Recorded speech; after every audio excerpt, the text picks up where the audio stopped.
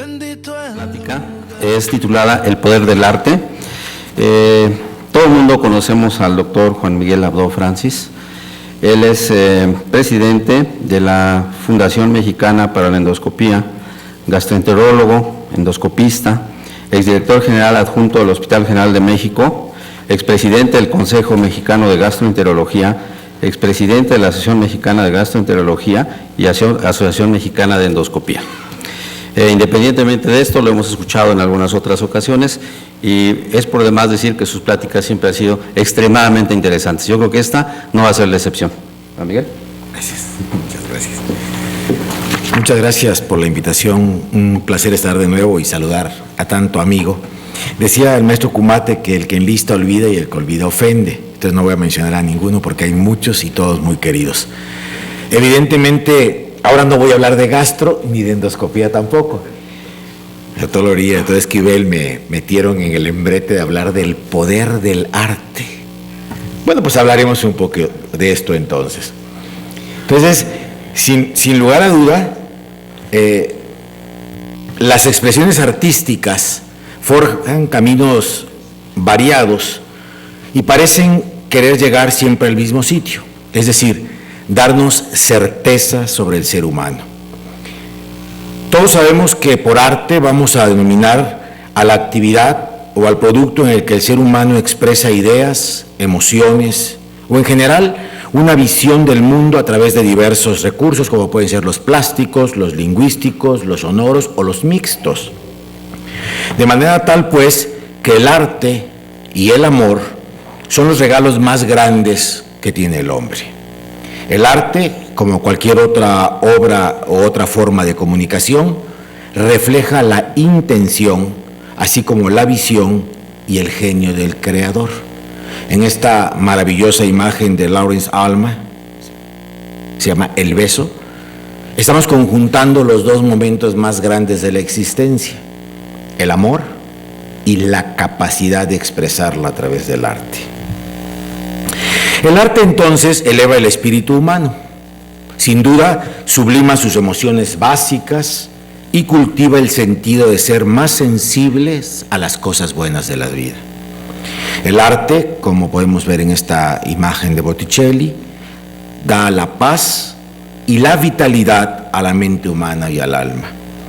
En el Renacimiento, este movimiento artístico que se inició en el siglo XV en Italia, se llevó a cabo un cambio conceptual en la humanidad.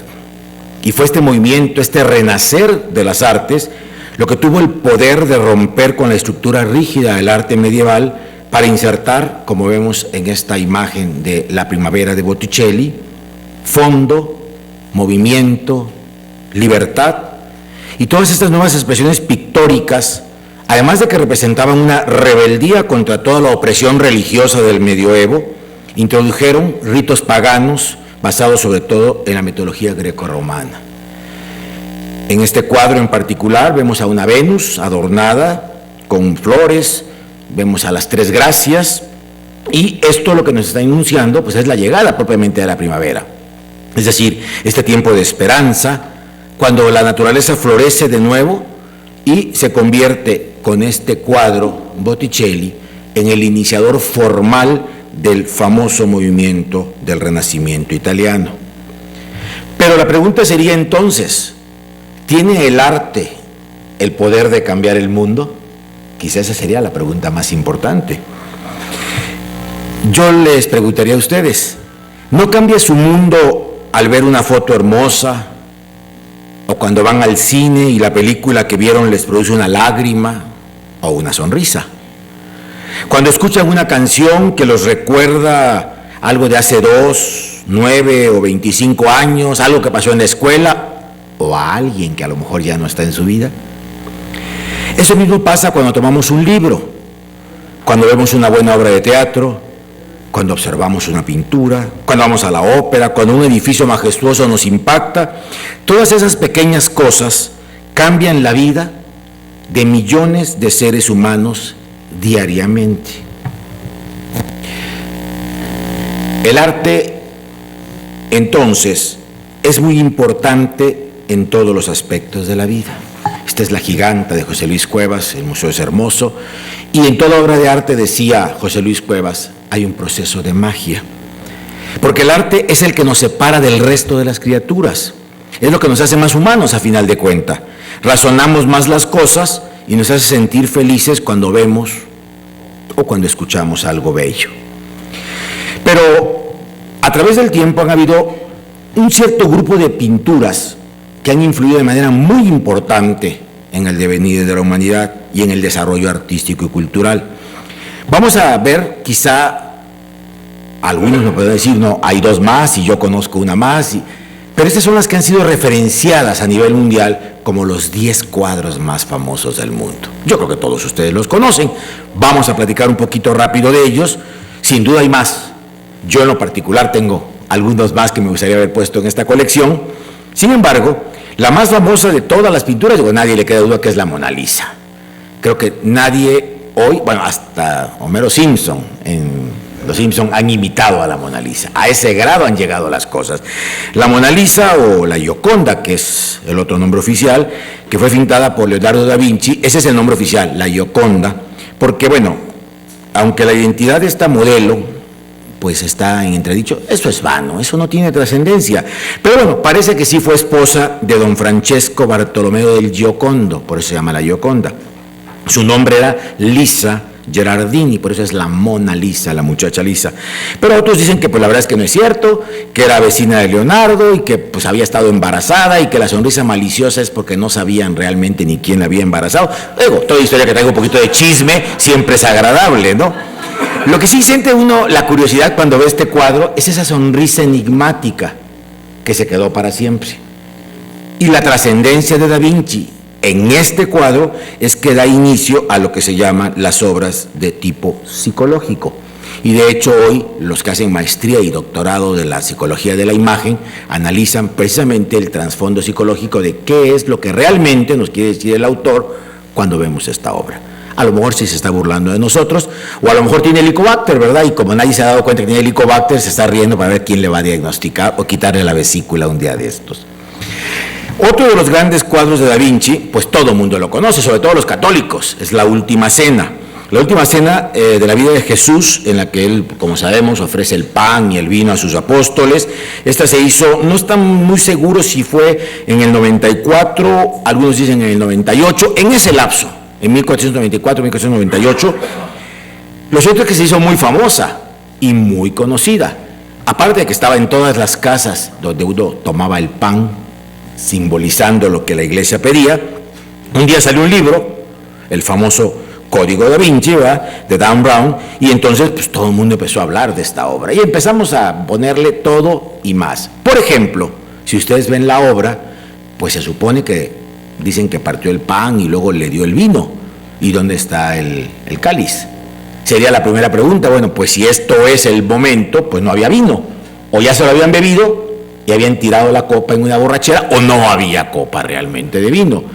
Que si la que está a su lado es mujer, que porque el pelo largo se ha usado siempre, ahora todavía, ¿no? Hay chicos que usan el pelo largo y aretes, y creo que les llaman metrosexuales. En Tabasco le decimos más feo, pero bueno, como sea, ¿no? O sea, pero ya lo había desde la época entonces, ¿no?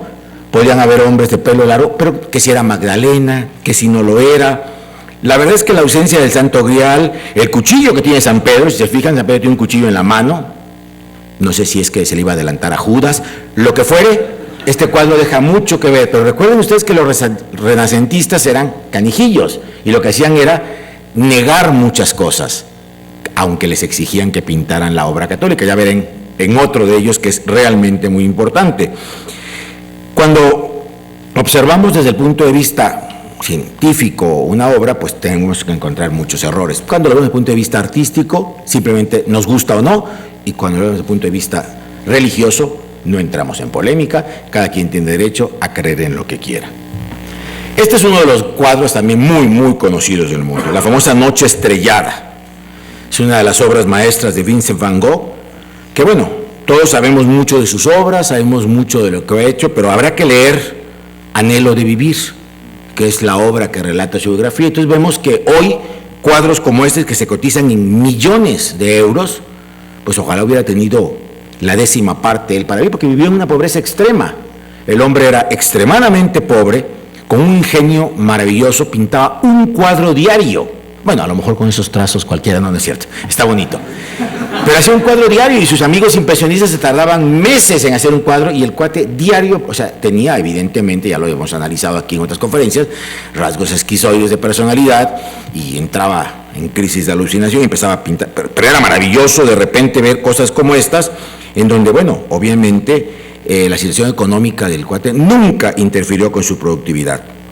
Yo quiero recordarles que este cuadro lo que muestra, la iglesia que ven ahí es la de Saint-Rémy y está, como él dice, bajo un cielo nocturno tremendamente alusado. Y este es posterior al impresionismo, otro cuadro que se vuelve famoso en el mundo, pero que sigue un poco el estilo de Van Gogh. Se llama El Grito. Ustedes lo han visto muchas veces. Y lo que trata de reflejar son sentimientos de ansiedad y de desesperación. Hay 4 versiones de la misma obra, todas fueron obviamente pintadas por Edvard Munch, que es un autor noruego, y esta obra en su inicio, cuando salió, todo el mundo dijo, este hombre está mal, esto es arte demente, así le llamaron, arte demente, y además le decían demente y degenerado, terrible, ¿no? Como todo, logra su espacio en el tiempo, porque en 1994 se roban este cuadro, entonces medio se hace famoso, pero en el 2004 la revista Times toma el cuadro y lo pone en su portada. Y si apareció en Times, tiene que ser famoso, entonces yo tengo que hablar del cuadro. Todos los intelectuales empiezan a hablar de Edvard Munch y El Grito se convierte en un cuadro muy famoso y muy caro, por cierto. Esta obra, por cierto, está en la Galería Nacional de Oslo, en Noruega. Este es uno de los cuadros más conocidos de Pablo Picasso. Yo sé que tiene muchos hermosos, pero este es uno de los más conocidos. Todo el mundo ya lo dijo en su mente, ¿sí? Es el Guernica, o el bombardeo de Guernica, como quieran ustedes decirle, porque es el nombre correcto. Este fue un encargo que el gobierno de España le hizo directamente a Picasso, y como pueden ver, es un cuadro que está hecho en tonos grises y negros. Así es, pero esto tiene una razón lógica. La manera en que Picasso se entera por vez primera de que habían bombardeado Guernica es a través del periódico. Es lo que nos trata de decir así. Y ves las partes desmembradas. De hecho, hay una anécdota muy importante. En 1940, ustedes saben que España se declara neutra, pero al final de cuentas tenían paso a los alemanes por todo su país. Y un oficial alemán muy importante llega a ver la obra, y entonces voltea y le dice a Picasso, ¿usted hizo esto? Picasso le dijo, no, fueron ustedes. Evidentemente el bombardeo lo habían hecho los alemanes. Aquí tienen la otra gran obra de Miguel Ángel, en donde también hay una crítica total a la religión. La creación. Este fresco, que como saben está en la Capilla Sixtina, en el techo de la Capilla Sixtina, pues es una de las obras de arte más apreciadas y reconocidas en el mundo y pues representa ese momento bíblico del Génesis en donde Dios pues le da la vida a Adán, ¿verdad? Al momento de que lo toca, muchos los tenemos hasta en sus consultorios. Evidentemente se dice que la mujer que rodea el brazo de Dios pues es Eva, que está esperando que le den vida, y que esto, que es mítico o religioso, está negado en el propio cuadro de 2 maneras muy importantes. Primero, esto es un cerebro, o al menos se puede interpretar como un cerebro. Dios no existe, dice Miguel Ángel, surge del cerebro del hombre mismo. Interesante. Y además, ese cuate ni siquiera lo hicieron de barro, vino de una mujer porque le puse ombligo. Y nadie voltea a ver el ombligo, porque todos tenemos ombligo y es natural tener ombligo. Pero él, ¿de cuál placenta viene? Si se supone que fue de barro y le soplan y le dan vida, entonces así de importante era el movimiento contra la religión, aunque seguía siendo la del dinero de la religión, para que los pintores renacentistas hicieran sus grandes obras. Esto hizo el cuadro evidentemente muy, muy famoso. Quiero decirles que este cuadro le costó muchísimo a Miguel Ángel, porque lo pintó en una posición muy forzada, o sea, prácticamente estaba acostado sobre el andamiaje, encima de él, le caía la pintura en los ojos, lo dejó casi ciego. Entonces no crean que es una obra que lo haya hecho a él muy feliz, pero pues sí se convirtió en una de las más exquisitas imágenes de toda la historia del arte. Y también es muy frecuente, los girasoles. Y cuando hablo de los girasoles es que son muchos. Todo el mundo dice, sí, yo lo he visto, estaba en tal museo. Oye, pero no, yo también lo vi en otro. No, ¿cómo crees? Yo lo vi. Es que es una serie de girasoles. O sea, no hay uno. La serie de cuadros, todos son muy parecidos entre ellos, y lo que hace Van Gogh en estos cuadros es ir cambiando solamente la tonalidad de los amarillos. De manera tal entonces que, obviamente, estos se destacaron porque ya son mucho más minuciosos sus trazos y sus pinceladas. Lo que hace con él es mostrar las etapas de su vida. Esto dice, bueno, voy desde un amarillo muy fuerte y muy intenso hasta prácticamente un amarillo ocre muy dorado de la edad mayor. Por eso es que hay tantos cuadros de los girasoles, no hay uno solo, pero bueno, evidentemente es importante ver cualquiera de ellos. Yo en lo particular admiro mucho a Van Gogh porque, bueno, en su vida, pues nunca fue reconocido como alguien importante, vivía en las minas, amante de una prostituta. Sin embargo, el tipo dijo, a mí vale, o sea, yo soy quien soy, yo quiero seguir haciendo lo que fue, y nunca se dejó influenciar por nadie, ni por su hermano, que era lo interesante, ¿no? Que era el que lo podía medio mantener porteo. Desarrolló un estilo único. Le gusta a quien le guste, es un estilo único, y evidentemente, ya muy tarde por cierto, ese estilo de Van Gogh, que todo el mundo ahora reconoce, que antes decían que era de un loco, pues le dio fama, le dio reconocimiento mundial, y quiero decirles que entre los 10 cuadros más caros del mundo, 3 son de Van Gogh. Otros 2 son de Picasso, por cierto. Este es un cuadro hermosísimo, El beso. Es el cuadro más famoso de Gustav Klimt y refleja un brevísimo momento. Es un momento de pasión entre dos personas. Vean el cuadro, qué hermosura. El erotismo y la desesperación están presentes, pero además esto es característico de las obras de Gustav Klimt y de toda la secesión vienesa. Vean cómo hay formas redondeadas, que ya son características del modernismo, pero además hay un color dorado que lo hace aún más erótico. Evidentemente, esto hace que todo el acto en sí, el beso, sea el elemento decorativo. Qué bello, ¿no? Y este otro que es realmente impresionante. Este es Balthus. La pintura de Balthus es una experiencia visual de lo que es el deseo, el silencio y la pureza. Estamos hablando de una notación intimista sobre la belleza y sus riesgos. Su obra es un pacto luminoso, como podemos ver ahí, entre el silencio y los deseos ocultos que de manera comprensible nos puedan perder. Transmitir entonces que la belleza y la inocencia reflejan y encierran peligros insospechados, esa fue la lección de esta obra de Balthus.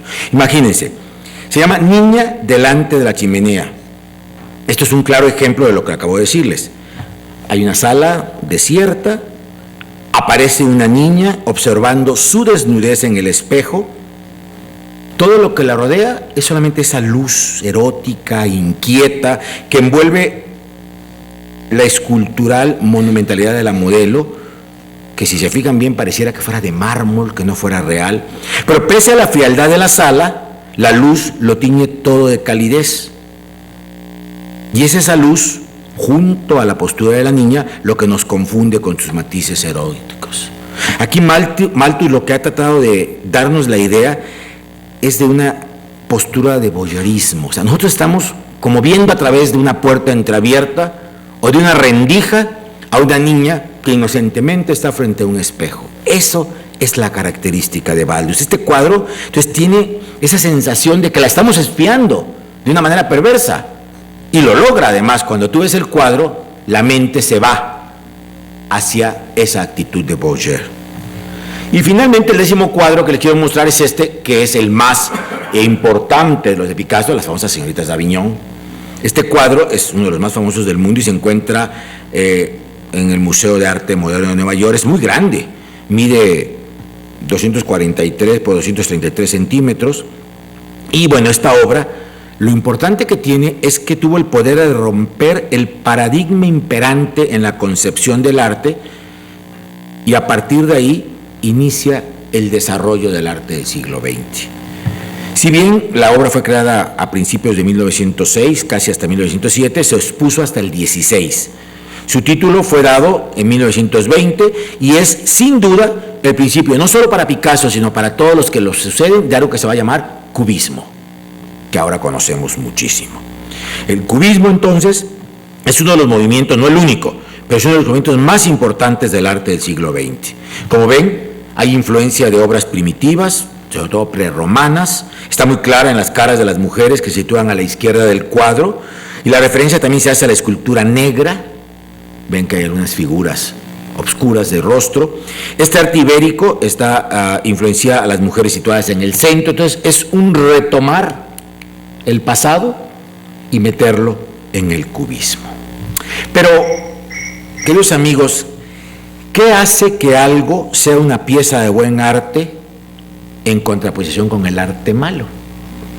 ¿Qué hace que algo sea un pedazo de una página impresa o una pieza de arte musical? Quizá última cuestión en la filosofía del arte no es solo lo que es arte, sino cuál es su propósito, la función y la importancia que tiene en nuestras vidas. Escoffier, uno de los más grandes pasteleros que creaba los pasteles más hermosos de la Francia, decía: para lograr el arte hay que dejar de pensar y solo crear. Qué bello, ¿no? El arte entonces es una aventura en un mundo desconocido, que solo puede ser explorado por quienes están dispuestos a asumir los riesgos.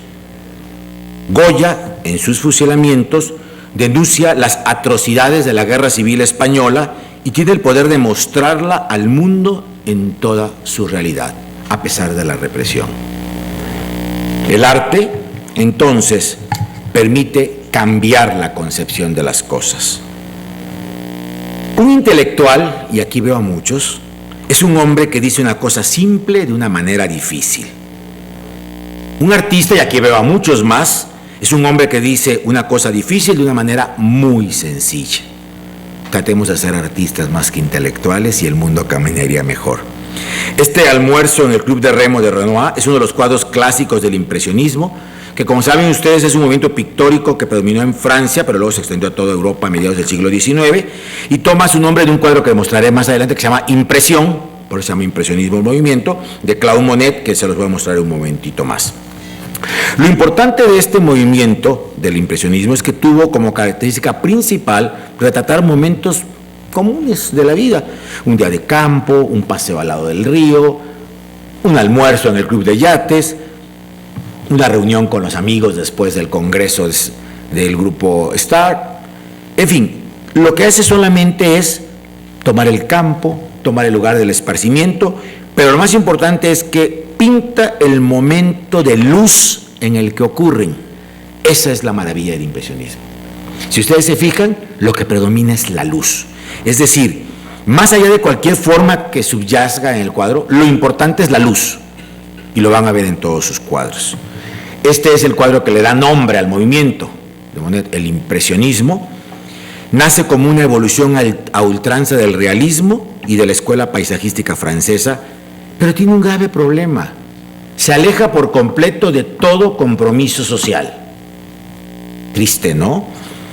Corresponde entonces a una transformación social y filosófica, al florecimiento de la burguesía y a la llegada del positivismo. Y entonces, mientras, por ejemplo, se estaban dando de catorrazos en París los obreros para reclamar sus derechos, los grandes movimientos huelguísticos, estos agarraban sus cositas, a mí me vale, se largaban al campo y seguían pintando. Jamás denunciaron una sola ofensa o un solo movimiento a través de un cuadro impresionista. En fin, esto podría ser bueno o malo, ellos tomaron esa idea, es bueno recordarlo. Y aunque fue un movimiento efímero, porque fue muy efímero, porque no trascendió en la sociedad por lo mismo, su importancia es clave y sí tuvo el poder de generar el desarrollo del arte posterior, especialmente en lo que se refiere al postimpresionismo y a las escuelas de vanguardia. Sin duda, el arte tiene muchas formas de expresión: la pintura, la escultura, la arquitectura, la fotografía, la música, la danza, entre muchas otras, pero todas tienen algo en común: el poder de sacudirnos de la revelación.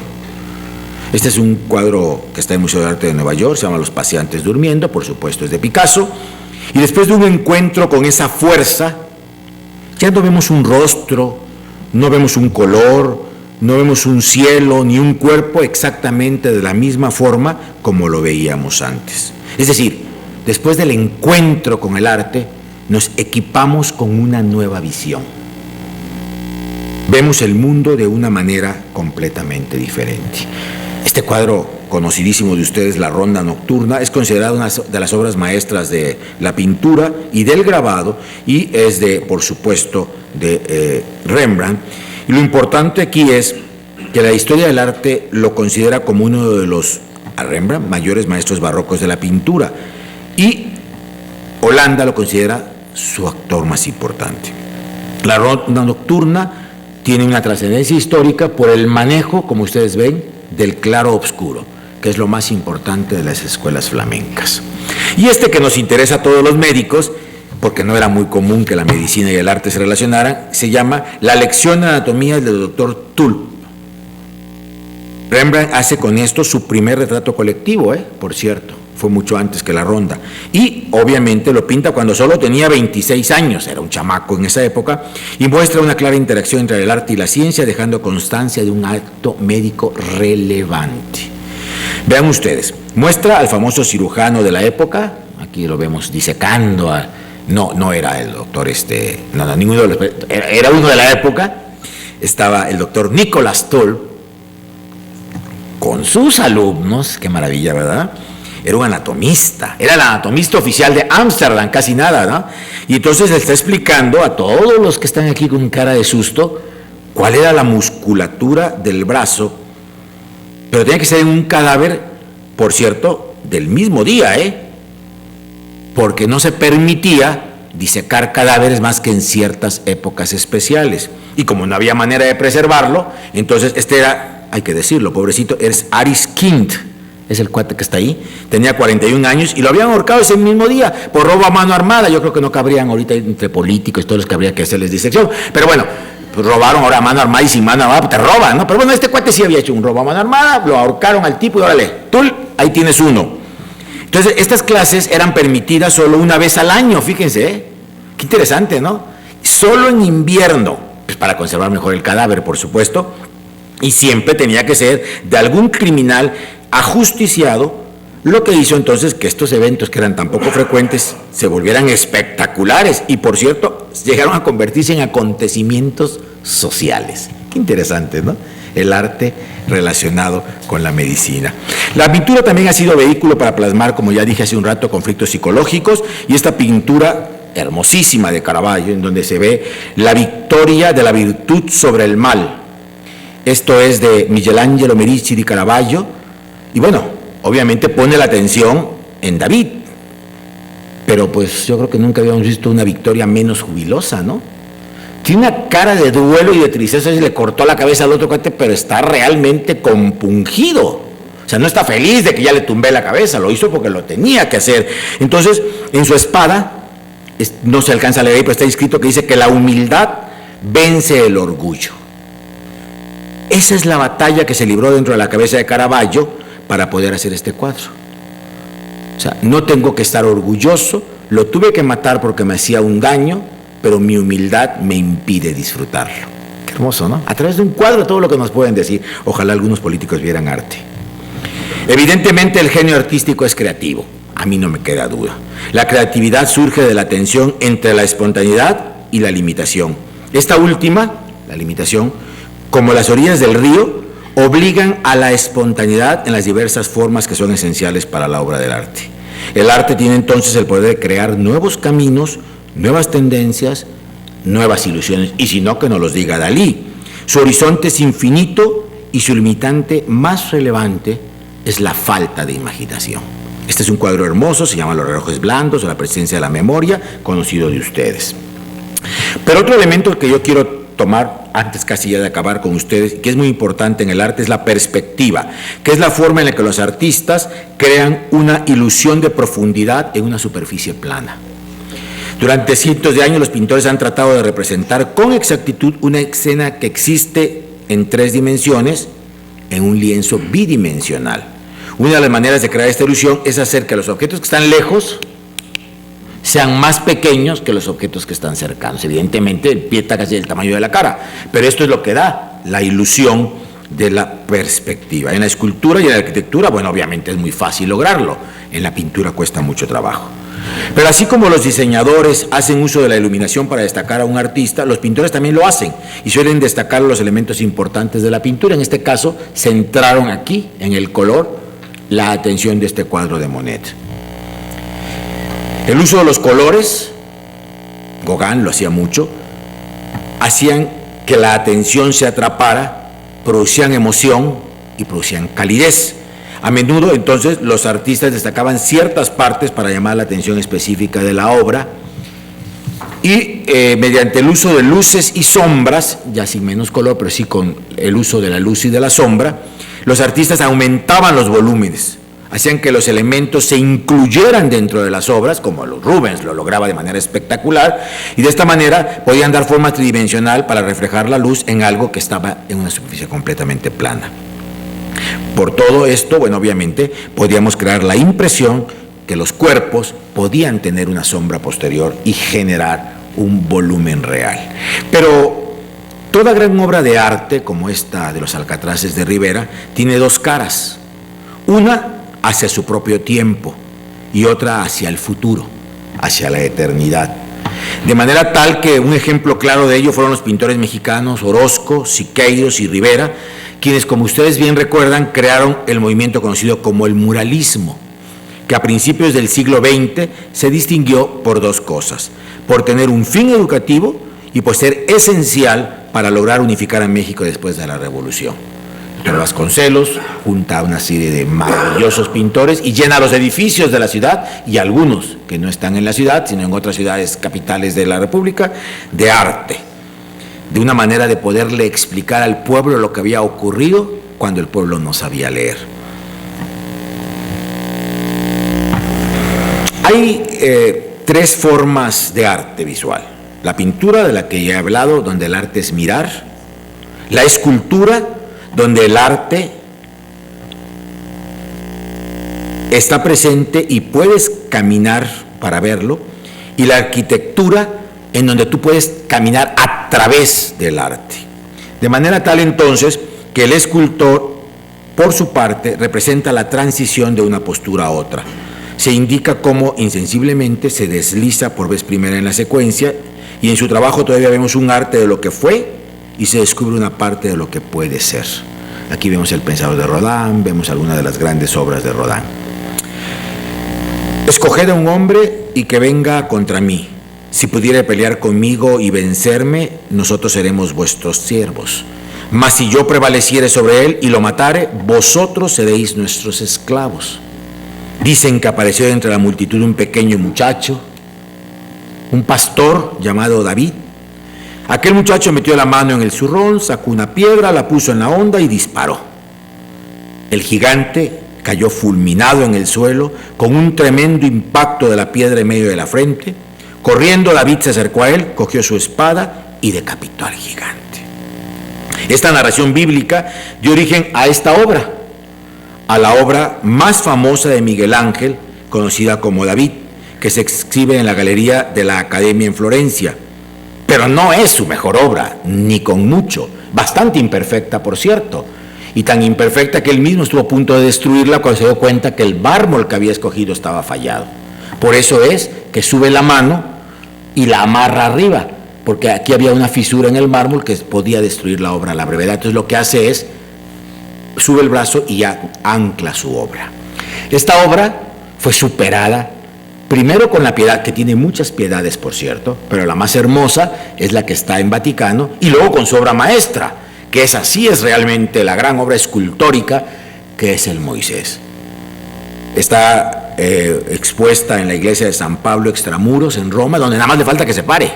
O sea, tú ves la escultura y es impresionante la fuerza de los ojos, el movimiento de la ropa. Esa es la obra maestra, no el David, que muchos consideran que es su obra más importante. Moisés, cuando puedan verla, es realmente maravillosa. No podríamos hacer un viaje por el arte renacentista italiano sin mencionar a Benvenuto Cellini, quien fue escultor, grabador y escritor florentino. Cellini, su importancia es que él fue uno de los orfebres más importantes del Renacimiento italiano, hizo monedas, joyas, floreros, pero lo más importante es que quitó al mármol, que era por excelencia lo que se usaba en esta obra, y empezó a hacer cosas con el bronce. Y esta obra de Perseo con la cabeza de Medusa, bueno, pues es realmente espectacular. Esto fue bajo el mecenazgo de Cosme I de Medici, donde se llevó a cabo está en la Loggia de Lanzi de Florencia. Es la mejor obra de Benvenuto Cellini, y bueno, lo que hay es una influencia muy clara de la escuela florentina, hay influencia de Miguel Ángel y de Rafael, y bueno, tuvo que fundir todo lo que pudo de bronce para poder llevar a cabo, y metió bandejas, en fin, pidió donativos para poder terminar esta escultura. Hoy está reconocida como una de las mejores esculturas en bronce. Recuerden, era una época en donde el bronce no se usaba el mármol para construir. La pintura es tan poética, mientras que la escultura es más lógica y científica y hace que te preocupes por la gravedad.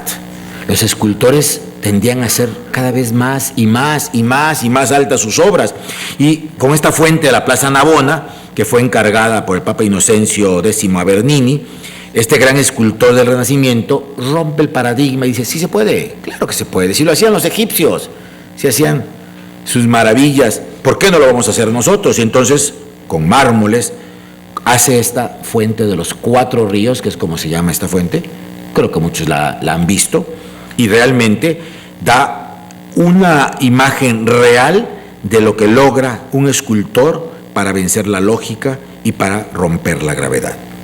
Vamos a pasar un poquitito a lo que es la arquitectura, donde la luz, la perspectiva del movimiento, del color, la forma, la proporción, el simbolismo y las líneas están presentes. O sea, la arquitectura podríamos decir que es como música congelada. Evidentemente,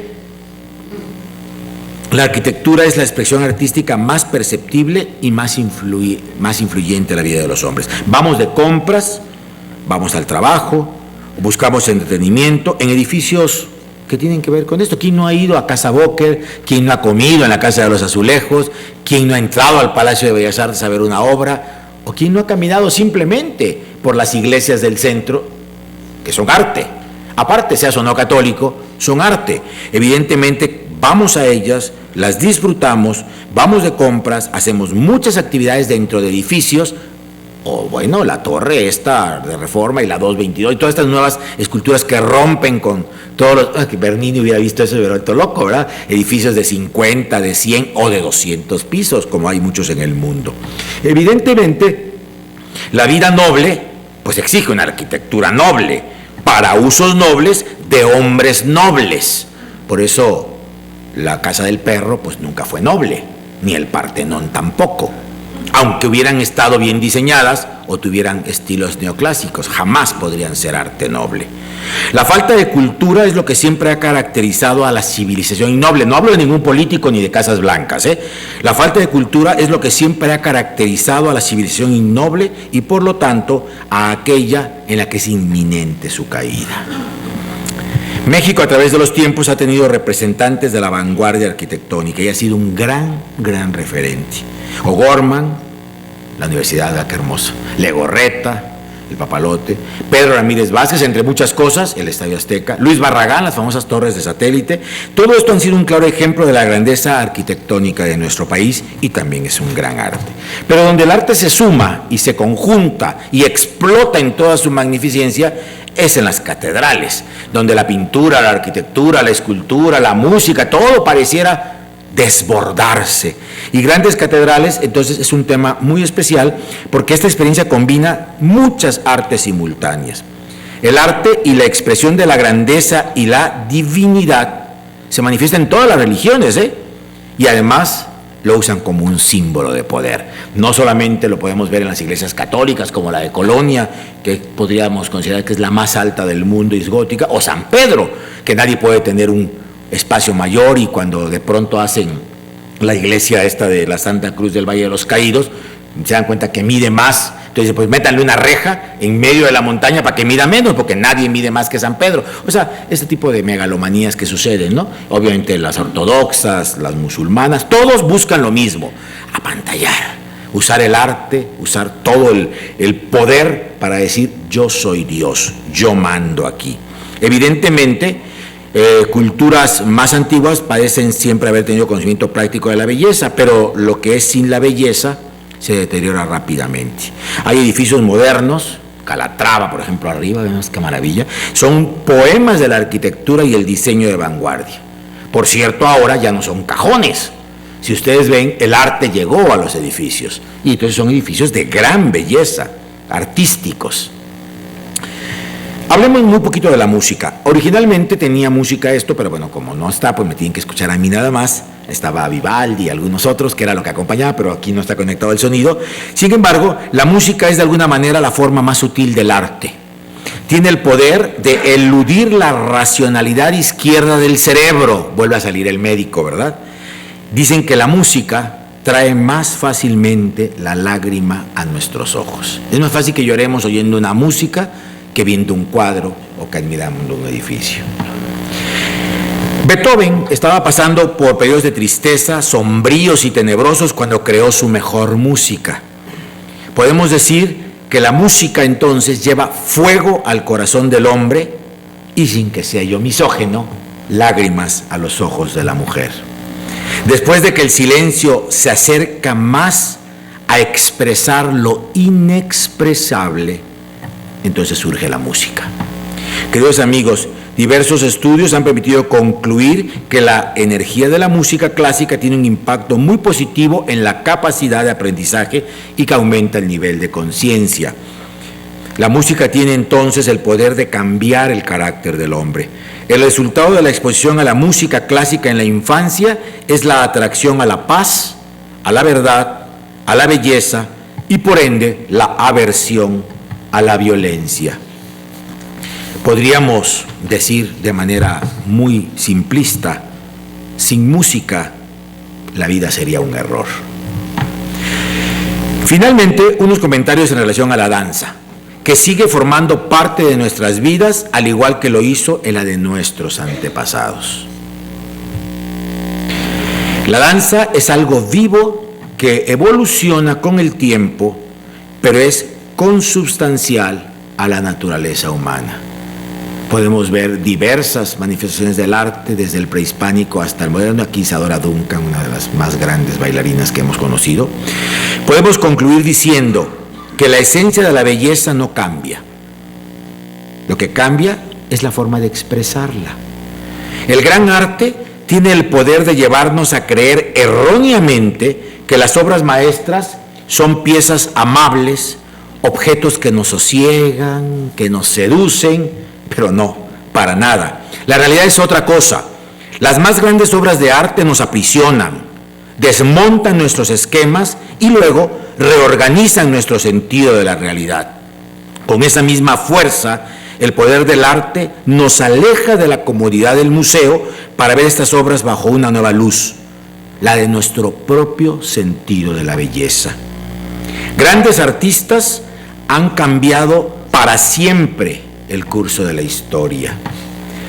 Cada uno de estos héroes, Caravaggio, Bernini, Rembrandt, Miguel Ángel, Turner, Van Gogh, Picasso, Rothko, y pongan los que ustedes quieran en la lista, entre muchos otros, afrontaron la crisis de diferente manera, pero siempre con el pulso firme. Las grandes obras que crearon desafiaron los convencionalismos, destrozaron la autocomplacencia, invirtieron las conciencias y cambiaron nuestro modo de ver el mundo con un estilo poderosamente vivo. Si nos preguntáramos ahora, ¿tiene el arte el poder de cambiar el mundo? La respuesta sería no. El arte no cambia nada. El arte solo te cambia a ti. Muchísimas gracias.